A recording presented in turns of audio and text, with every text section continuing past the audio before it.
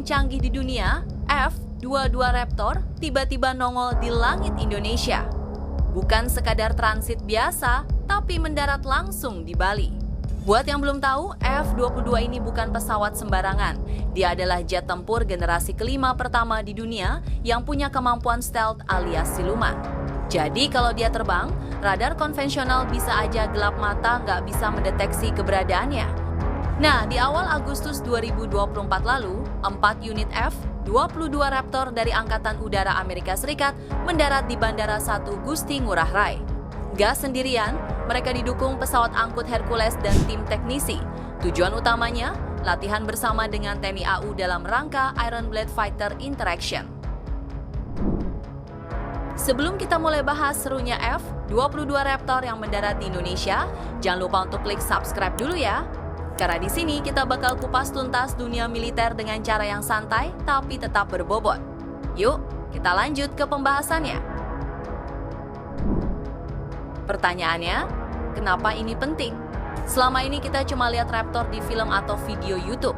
Sekarang, dia beneran mendarat di tanah air. Ini bikin Indonesia masuk dalam daftar negara yang pernah disinggahi jet siluman legendaris itu. Jadi, mereka ngelatih pengisian bahan bakar cepat tanpa matiin mesin.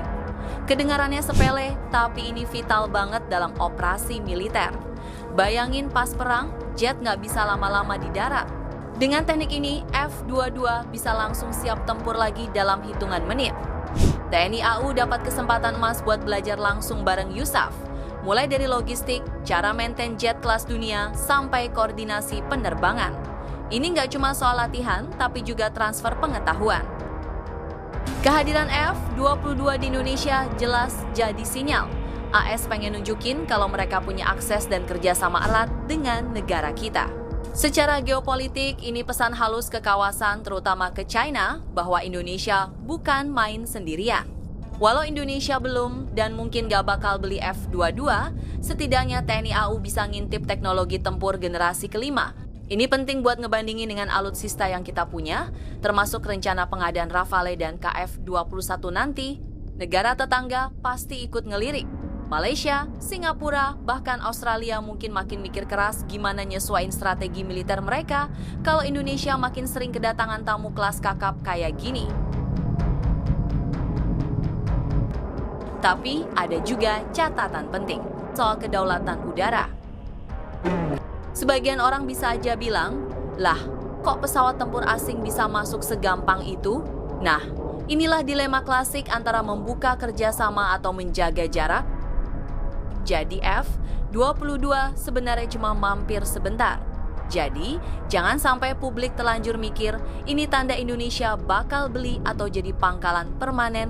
Kehadiran Raptor bisa bikin tetangga curiga, Indonesia makin dekat sama AS nih. Kalau salah komunikasi, bisa memengaruhi hubungan dengan Cina dan negara lain di kawasan. Jadi, apa yang bisa kita ambil? Kedatangan F-22 di Indonesia bukan sekadar pamer teknologi.